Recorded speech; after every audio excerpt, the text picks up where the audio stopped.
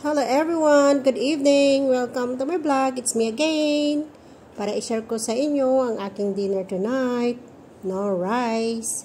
Kasi may patatas na po ang aking dinner. Tapos nang kumain yung alaga ko, kaya it's my turn. Ayan. Nilagay ko sa grill ang ingredients ng ating manok. Ayan, tingnan nyo naman guys. Itsura pala napakaganda na. Oh.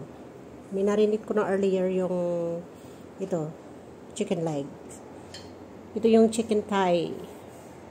Ayan, may patatas, may carrots, may kamote, sibuyas na puti. Naglagay din ako ng pepper powder. Adjust niyo na lang guys. Salt, konting salt. Naglagay din ako ng oyster sauce.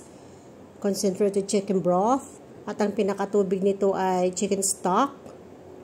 Ayan, naglagay din tayo ng oregano, dried oregano, at naglagay din tayo ng cumin powder.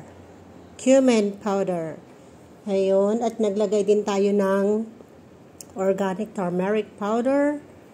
Ayan. At konting asukal.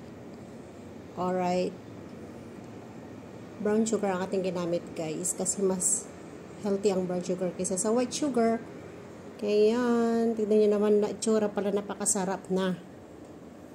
Alright. Naubos ng alaga ko, pero yung alaga ko may rice siya.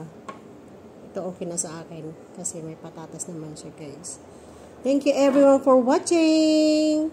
Napakasimpleng dinner, napakasimpleng lutuin. Lagay lang sa oven. After 45 minutes, luto na siya. Ayan.